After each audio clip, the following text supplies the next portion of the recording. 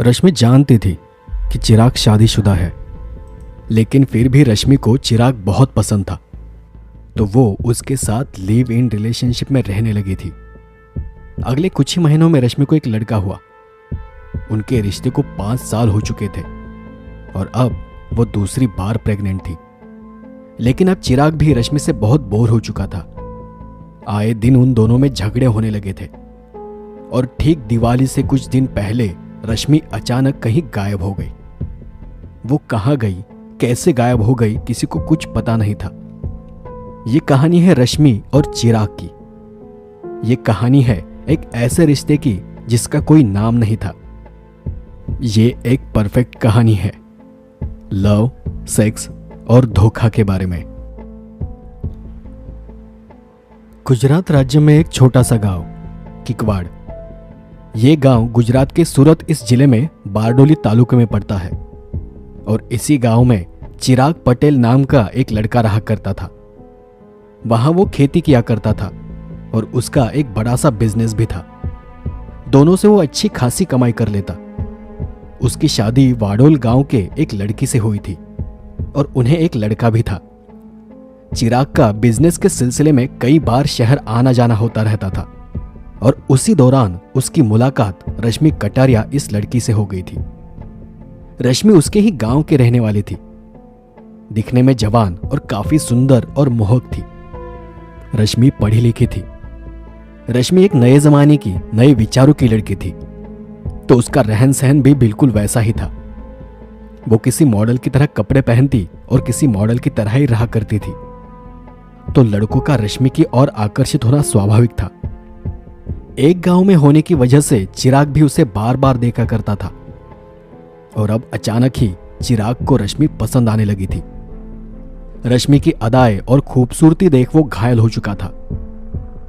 एक ही गांव के होने की वजह से रश्मि और चिराग एक दूसरे को अच्छी तरह से पहचानते थे, लेकिन उनमें ज्यादा बातें नहीं होती थी।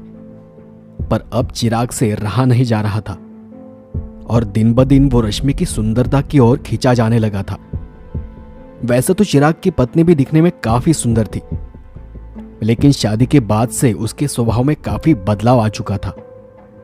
जिम्मेदारियां बढ़ गई थी और एक लड़का होने के बाद वो घर की जिम्मेदारियों की वजह से और बच्चे की वजह से अपने पति यानी चिराग को वक्त नहीं दे पा रही थी। लेकिन रश्मि का स्वभाव इसके बिल्कुल उल्टा था। जवान और कुंवारी होने की वजह से रश्मि के पास वक्त ही वक्त था। चिराग अब जानबूझकर रश्मि से बात करने की कोशिश करने लगा था। किसी से उसने रश्मि का मोबाइल नंबर निकलवा लिया था और अब वो दोनों आपस में बातें करने लगे थे, मैसेज पर चैट करने लगे थे। रश्मि भी धीरे धीरे चिराग की तरफ आकर्षित होने लगी थी। रश्मि के पास जवानी थी तो चिराग के पास पैसे थे और कुछ ही दिनों में दोनों में बातें बढ़ने लगी। वो अब एक दूसरे से मिलने लगे थे। चिराग उसके हर फोटो को लाइक करता था, उसके हर एक फोटो की तारीफ करता था। रश्मि को भी वो पसंद आने लगा था। किसी न किसी कारण से अब दोनों में मिलना जुलना शुरू हो गया था। दोनों के बीच एक रिश्ता बनने लगा था। अब उन्हें प्राइवेसी चाहिए थी, तो दोनों गांव से बाहर शहर में मिलने लगे। गांव में किसी को भी इस बात की कानो कान खबर नहीं थी। दिन दिन भर घूमना फिरना, शॉपिंग करना और रात में होटल, यही सब उनमें होता रहता था। चिराग रश्मि की हर जरूरत को पूरा करने लगा था, उसे महंगे महंगे गिफ्ट देने लगा था। तो अब चिराग भी चाहता था कि उन महंगे महंगे गिफ्ट्स के बदले उसे भी कुछ मिलना चाहिए और रश्मि भी चिराग को अपना सब कुछ देने के लिए तैयार थी। अब दो दिल मिल गए थे, दो शरीर एक हो गए थे। मन में जो आग थी वो बाहर आने लगी थी और शरीर के माध्यम से वो उस आग को ठंडा कर रहे थे। कुछ ही दिनों में चिराग ने एक फ्लैट खरीद लिया तो रश्मि भी उसके साथ फ्लैट पर जाने के लिए तैयार हो गई। फ्लैट बहुत बड़ा था, वहां सभी सुविधाएं थी। 2 बेडरूम, एक मास्टर बेडरूम, मुलायम बेड, सब कुछ वैसा था जैसा रश्मि चाहती थी। उस फ्लैट को देख रश्मि अब पूरी तरह चिराग की हो चुकी थी और फिर उसी फ्लैट में उनकी अय्याशियों का खेल चलने लगा।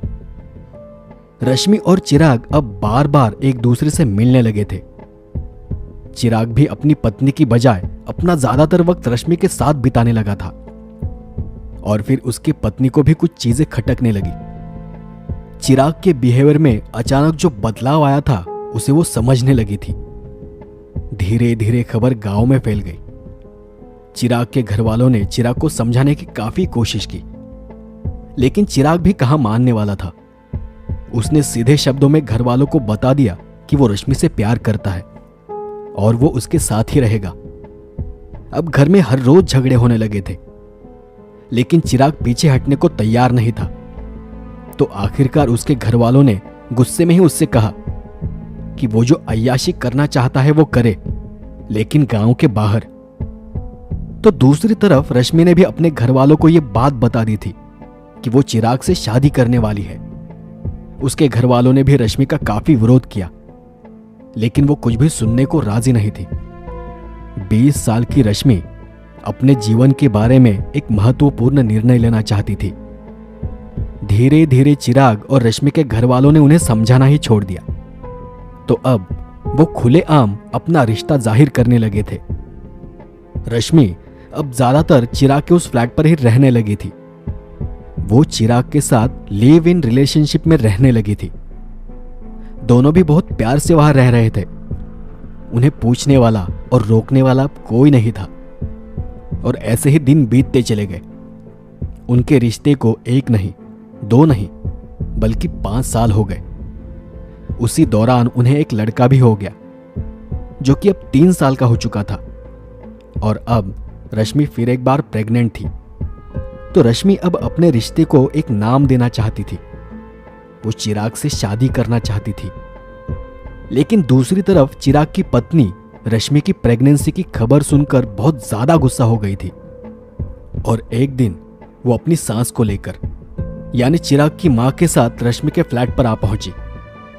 उसने रश्मि को काफी भला बुरा कहा, उससे झगड़ा किया और उसे मारपीट भी की। रश्मि को बहुत बुरा महसूस होने लगा था। उसके रिश्ते को 5 साल हो चुके थे, लेकिन उसके रिश्ते का कोई नाम नहीं था। रश्मि अब अकेलापन महसूस करने लगी थी और अब उसे अपने भविष्य की चिंता सताने लगी थी, क्योंकि उसका चिराग के किसी भी चीज पर हक नहीं था, उसका कहीं नाम नहीं था।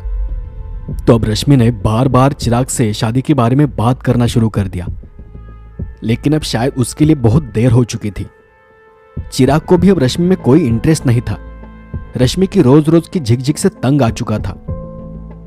दिवाली का त्योहार नजदीक था, तो रश्मि के पिताजी ने रश्मि को फोन किया। वो चाहते थे कि रश्मि उनके घर आए। वो रश्मि को दिवाली की मिठाइयां देना चाहते थे।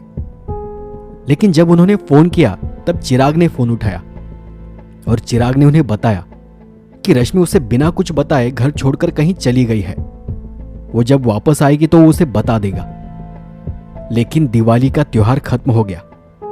अब तक रश्मि ने वापस फोन नहीं किया था।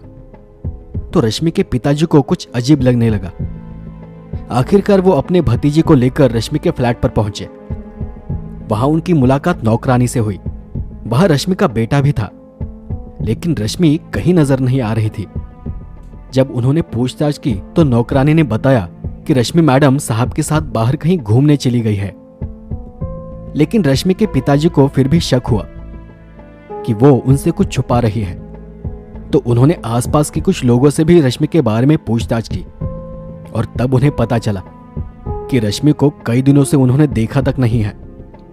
आखिरकार उन्होंने पुलिस स्टेशन जाकर उनकी बेटी रश्मि लापता होने के बारे में रिपोर्ट दर्ज की। तब रश्मि के पिताजी ने पुलिस को यह बयान दिया कि रश्मि पिछले कुछ सालों से चिराग के साथ लिव इन रिलेशनशिप में रह रही थी। तो पुलिस का पहला शक चिराग पर ही गया, क्योंकि अगर वो सच में लापता थी तो चिराग ने आकर रश्मि की लापता होने की कंप्लेंट क्यों नहीं दर्ज की। पुलिस ने उसी वक्त चिराग को हिरासत में ले लिया। चिराग ने रश्मि के बारे में झूठ बोलने की काफी कोशिश की, लेकिन पुलिस के सामने वो ज्यादा देर तक सच को छुपा नहीं सका और आखिरकार उसने अपना जुर्म कबूल कर लिया।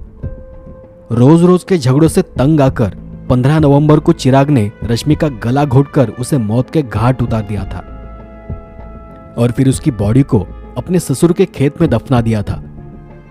असल में वो तब जानता था कि उसके ससुराल के खेत में पाइपलाइन बिछाने के लिए गड्ढे खोदे गए हैं, तो चिराग ने उन्हीं गड्ढों में रश्मि की लाश को ठिकाने लगा दिया।